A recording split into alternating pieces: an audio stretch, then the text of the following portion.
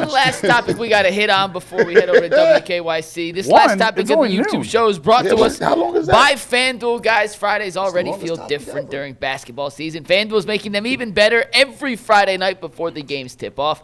FanDuel is giving fans a new way to kick off the weekend with NBA Happy Hour. It's your official pregame, a limited time window where special offers drop right inside the FanDuel app before the action starts. So before tip-off, check the FanDuel app, see what's dropping during NBA's Happy Hour every Friday from 6 to 7:30 Eastern. A little basketball, a little action, a whole lot of Friday energy. It's happening tonight on FanDuel during NBA's Happy Hour. FanDuel, the official sportsbook partner of the NBA.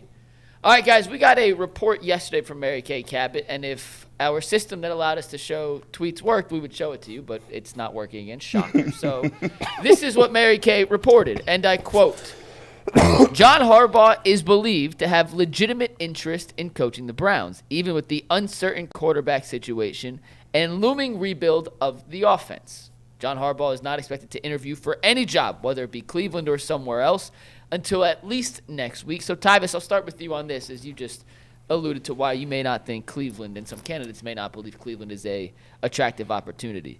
Considering the state of the Browns right now, would just even getting an interview with John Harbaugh, which means he'd have to accept said interview request, be a win for the current state of the Browns for Barry and Haslam?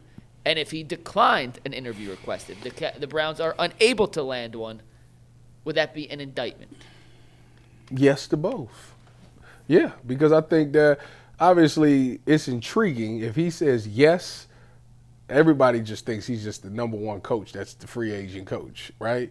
So if you can get the number one guy to take interest in you, then people look at it like, oh, he sees something there. There's something to be said about going to Cleveland. Whether you want to go back to his mother's ties and his parents' ties and all that, whatever the case may be. But if you could get a Super Bowl winning coach to say, yes, I want to at least hear y'all out, I think that allows other coaching candidates to look at it and say, maybe it is. Maybe I need to take another look at that. But if he says no, it's like, then I'm not about to even do that to myself. Now, it'd be other coaching candidates that'd be like, cool, that's great. I ain't got to worry about not getting that job if I get offered the job. But, I think it's a win for sure if they can talk to the man, because it gives you the opportunity potentially to land the guy. So, yeah. Man, anybody get a first date. Anybody gets you the first date, like, hey, you want to go out? Not if he turned that first date down. Hey, all you got to do, if you want a date nap, all you got to have is 3 good pictures, 3.5 good pictures, and then they may hit you with the check mark. Yeah, I'm going to go ahead and swipe on this dude. Let me see. Does he have any felonies? Okay, he's good. How tall is he? All right, I'll go out and get some coffee. It's the first date. It ain't no mean that you gonna be with the person. So you say landing an interview would not necessarily be a That's nothing. Okay. That's light bars. And by the way, that just show you how far we've come. So, my old sales manager used to always say, some will, some won't, so what? Some people might buy it from you. Some people will not buy it, might get it. But at the end of the day, it's about what you do moving after that. So if they are going to get any clout, if that's their number one candidate, the only way they get any clout or any sort of thumbs up is if they land them. If you don't land them, you on to the next one. But I don't think you get no clout just by having them in the building. That look crazy. Like so, G, if he declines then, if he says, not interested, don't want an interview, thank you for the request, I say no. Is that an indictment on the Browns? I'm petty. I ain't like you anyway. I love that. No, I'm just asking. I wasn't interested in you. You're I know fat and ugly anyway. I mean, I know you're gorgeous with beautiful long hair and you got that pimple on your nose. And a size 0 waist, so and you got a great job, and you work out 3 times a month. I didn't want you anyway. I didn't want you no way. You wasn't even fitting my culture anyway. How I get down, it wasn't gonna work out anyway, Jason. Oh shoot! All right, so I told Mike last night I did not want to do this topic. I overruled them. Clearly, you didn't hear it. This is here. So here we are. You see who has the power in this relationship. Yeah. It's just like my wife. Like whatever. You're gonna do it. You're gonna do it. I don't have a daughter named Bailey Ray, and we're talking about John Harbaugh's coach of the Browns. John Harbaugh's not coming to Cleveland, guys. And so one of the beauties of my real job, I was talking earlier, like at The Athletic, I work for The Athletic / New York Times, right? It is one of the biggest news organizations in the world, literally. Offices all over the world. And so we have coworkers all over the place. So we are able to collaborate like no other company on stuff like this. So consider this a co-byline story between me and Mr. or Mrs. Person X, whose name I can't say, who I work with at The Athletic, who we've collaborated, done reporting on this. John Harbaugh's not coming to Cleveland, guys. Now, having said that, I do think there's merit in reaching out for an interview, but probably not for the reasons that you think. Somebody who knows what they're doing needs to be honest with the Browns. And if you can get someone who has won a Super Bowl, who is coached for almost 20 years in this league, who's won 300 games in this league, to come in and tell you what you're doing right and what you're doing wrong, that is a win. So for that reason, yeah, bring him in. And if his agent is able to leverage the entire world knowing that Jimmy will go full Jimmy, you can use that to get more money for John out of New York, do it. It's a win-win. So if John takes an interview in Cleveland and the rest of the NFL goes, well, he's probably not going there, but you never know. Jimmy could offer him 3% of the franchise, the Terminal Tower, Cedar Point, and the Rock Hall. Damn it. So Okay, now, that'd be hard to turn that down. so now, Okay. it just raised the price on the Merits in Actually, New York. this is wild work. So Clip this. You spot on. So man. it's Wait, Jason, finish your point. Clip that. it's a win-win because if John will be honest, and I would imagine he would, in an interview, John could tell the Browns what he's like to so this is NFL teams, all sports teams, NFL, NBA, baseball, they live in silos, okay? And nobody exchanges information with each other. Like, you're in this silo over here. Now, you may get fired and you move over into this silo, and then you can tell them, well, this is how we did it over here. But teams don't talk to each other. They love to gossip about hirings and firings and who's doing what, but in terms of like strategy, in terms of data analysis, in terms of like their algorithms or the way that they view analytics, teams don't talk. Interviews are the one chance you get to look at how other teams do things. That's why I think this is fascinating for the Ravens. They haven't had a coaching search in 20 years. So this is their opportunity to go out and talk and see how other teams do things, so then they can refine, I really like the way we do this. Maybe we could do this better. I like that idea that guy had. Now, the Browns have coaching searches about as often as you change the batteries in your smoke alarms. Not recently. They had 6 years with Kevin, but they get a lot of coaching searches. But it's still an opportunity. That's why, like, I don't get hung up on the amount of names. Interview as many guys as you want. Take as long as you want, because it's more information. And so you have an opportunity to see the way that the Jaguars do things if you interview their OC, which I think that they will in time. That's why I'm saying there's more names to come. You can look and see how the Bengals operate with Burrow if you interview Joe Pritchard.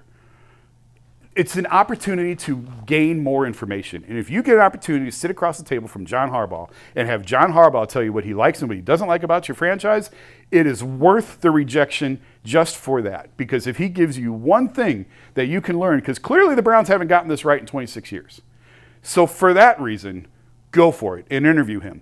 But he is not going to be the head coach of this team. I would be beyond stunned if he actually took the job, and it would require Jimmy to just make a Godfather offer, and that is not the way to do business either. That's been proven. If you hold people at gunpoint and just keep throwing money at them until they say yes, there has to be a desire on the part of the person to want to be there. If you tell John, do you want this job or not? Obviously, we're going to pay you top scale. We're going to give you everything you want.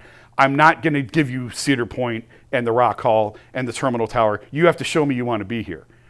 That's how you operate that. But just the opportunity to be able to pick the brain of a Super Bowl champion and a guy who you never get that opportunity in that setting makes it well worth it. John can be totally honest with you about what he thinks about Shedeur Sanders. He can be totally honest with you about what he thinks about Jim Schwartz and about how you've operated as Jimmy Haslam has operated this franchise all of these years. It's worth it. I'm gonna tell you what. For someone who didn't want to do that topic, Jason, that was a great answer. You cooked. Earl's gonna clip that. That's gonna do numbies. It's very rare that I hear somebody's like commentary on a topic and be like, damn, I wish I'd have said that. Like, I wish I would have been like, I do it it happens from time to time, but it's correct, because if you just look at it from a corporate background, They used to do that all the time. Like, we used to bring people in, and we bring candidates in for these positions, and we interview them, and we would ask them to come with a whole program or a plan based on a problem that we already had. Our retention numbers are low, or our revenue in the third quarter is low. How would you tackle that? And people used to literally come in with detailed programs and reports, and we would look at those. Now, all those individuals may not get the role, but the information that we got, we could take and go back and reevaluate our processes and be like, oh, okay, well, we have a blind spot here. I didn't know they was doing it like that over here. And you get ideas. So if you sitting around with all these coordinators, and maybe they are young first-time head coaches or coordinators. However, they're innovative. They're young. They're hungry. They've seen what it's like in Seattle or seen what it's like in L.A. So you get an opportunity to kind of run your process by them, kind of figure out, and even if it don't work, it's a win-win because they get their name and say, I interviewed for XYZ position, so now I'm in the hopper. And like you said, the best part was Harbaugh is going to go in there and he about to get a ransom letter together and be like, yeah, how much would you pay me for this? Just ballpark figure. He could take that to this next team and be like, well, the Browns already offered me this. You know how they do. So it's a win-win. I thought it was dope, Tyvis. You got any rebuttals for this? No, I thought it was very smart of him to say that. It is funny that you didn't want to do that topic, but I did not want to do the topic. Great answer. Because I just don't think it's realistic. Like, he's not coming. I don't know why people even. He's not coming. That's the problem. See, I become more realistic this year. Welcome. 2026, I'll become more realistic. Did the 8-9 prediction that you knew was never going to come true? That should have happened. That should have happened. And we talk about the Jets, the Minnesota. Hurt his soul. And there's one more game they blew. What is it? Yeah, but you can't say they The blew and then ignore the games that they won. They would have had. That's 8-9 right there. I was right. I was on something. I was on to something. That was it almost got you up. No. What do the cool kids say? Moving the goalposts. You just took the goalposts out of the stadium. Oh yeah, he took that out. He just pulled the college football. Vandy upsets Bama for the first time and throws the goalpost in the. Throw him in the river. Throw him in the river. No, but here I will say this about when it comes to coaches taking a job, there'll be somebody. And you know, it just won't be a hot name. It ain't gonna be, and that's okay. I didn't say it was bad. Yeah. All I'm saying is the Flores, all these people that got clout. Let it go. It's not happening. And I make the only person with clout that has is Jim Schwartz. And I make that mistake too. I've made that mistake too because there's only so many names that fans and media are aware of. Right. So those are the names we're going to talk about over and over and over and over again. And generally speaking, a lot of those guys probably aren't very interested in this job. Some of them might be. Where would you put the Browns as ranking on the 8 available? Probably last. I said that the other day, and people that man told me I was wrong. I like this job better than the Cardinals. That's the one that you're competing with is the Cardinals. And they have sun and they have cap space. And I like them better than the Dolphins. They have warm weather. But the Dolphins there's no income tax. I'd go to the Cardinals. It's definitely toward the bottom. Like there's the only thing saving debate. This is the defense. Yeah. Yeah, and you have an owner who's going to pay you a lot of money. Well, okay, so let me ask y'all this. Do you not believe what Andrew Berry said? Andrew Berry said, based on what he's looking at, if you a coach, he going to have a say-so. Like, right? So think about it. You don't believe Andrew Berry, if the new coach came in and said, I want a quarterback, you think they want to do it?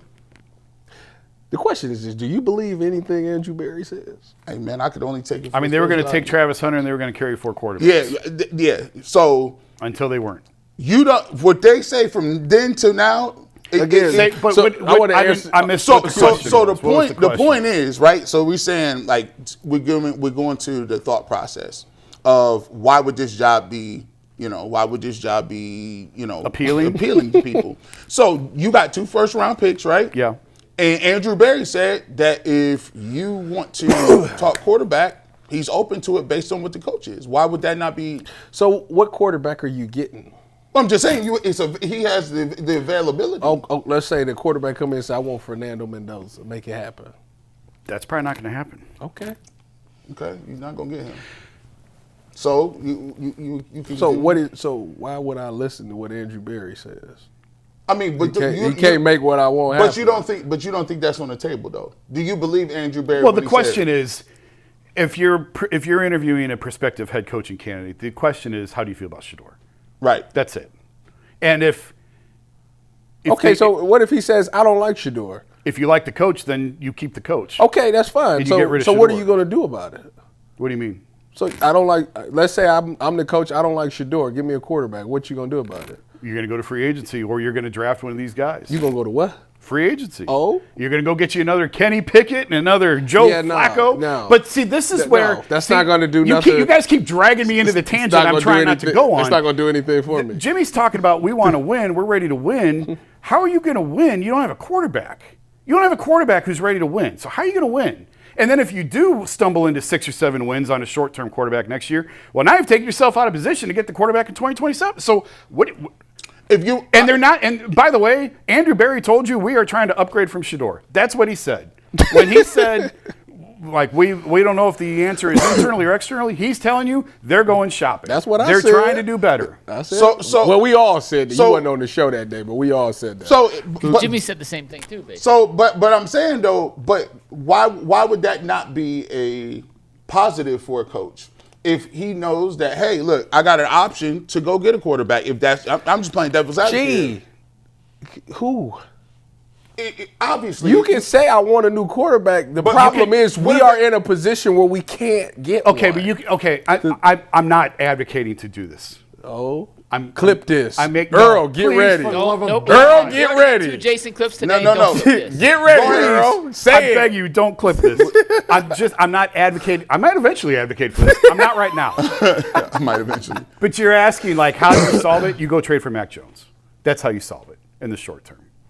If you don't like Shedeur, you're trying to upgrade the quarterback. That's a short-term solution. Trust me, I'm doing that too right now. You're giving me that, and I'm kind of doing that when I'm saying it. I had an itch. Would you wouldn't? So okay, So you wouldn't trade the picks to go up to get one of these dudes if that was you? Okay, remember what I said last year all throughout the draft process? Right. I am paying you for your evaluation. I don't care what Mel Kiper says. I don't care what Todd McShay says. I don't care what Dane Brugler says. And I love Dane. Dane's my guy. I do care what Dane says.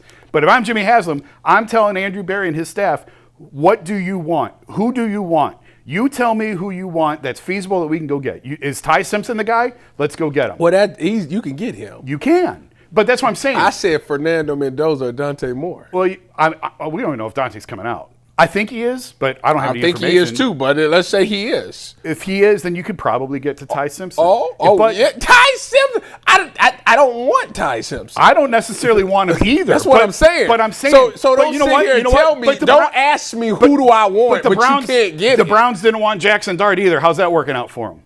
That's fine. What did I tell you? All I'm saying is, but listen. You asking me as a coach, who do you want? I say I want Fernando Mendoza. Make it happen. You can't. Well, okay. I mean, you have to be realistic about it. Well, then don't ask me what I want. Well, what if the new coach Tyvis says I want Josh Allen? Yeah. Then you can't do nothing about it. But I mean, no one's going to walk in there and say that. You have to be realistic about where you're at. Don't ask me what I want then.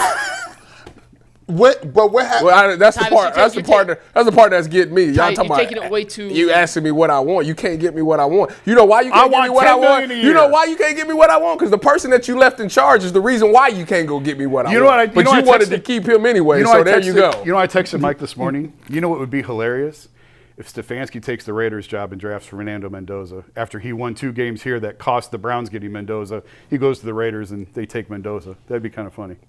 What if theoretically, we always talk about this. We talk about if the Browns feel that so-and-so is a guy, if the Browns feel that Mendoza or Moore is the guy.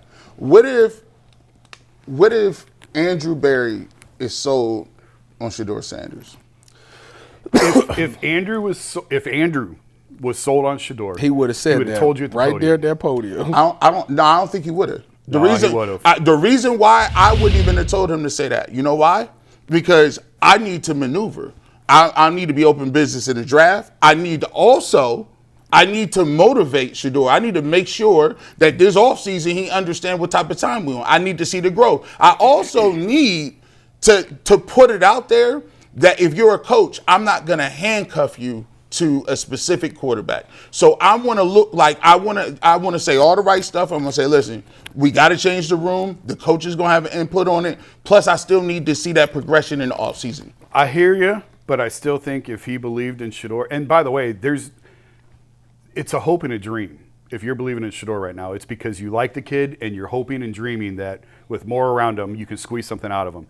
And I said that I was going to talk about it this week, because I went deep on all of the analytics. And it's 12-18. We'll have to hold it till next week because the story hasn't even run yet. But You wrote it? Yeah, I wrote it. It's 2 pieces. So you've been working. I've been working hard, dude. I like that. But I called. I reached out to the guy at True Media, right? My guy at True Media who does and I said, listen, tell me why Shedeur's analytics are so bad and find me reasons why he played well. Show me what he did well. Because I know the metrics, but not like these guys. Like these guys built them. They know them inside and out. And there are 3 tentpole reasons why Shedeur's numbers were as bad as they were analytically. But what's important to understand is the Browns have the same contracts with the same company that the Athletic does. They're looking at the same numbers. And there is no more analytically driven organization on the planet than the Cleveland Browns. And Paul DePodesta leaving, don't change that. Philadelphia. They've got Browns analytics department is bigger.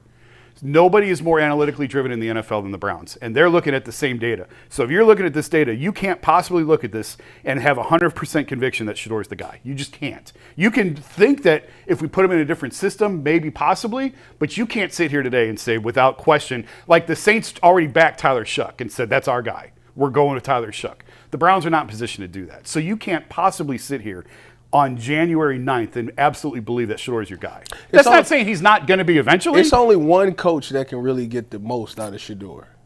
Who's that? Deion Sanders, and bring Shiloh with him. What are your thoughts? Oh, my God in heaven. You are trying to get me killed. Hey, Shiloh's a special team guy, man. We need a special team.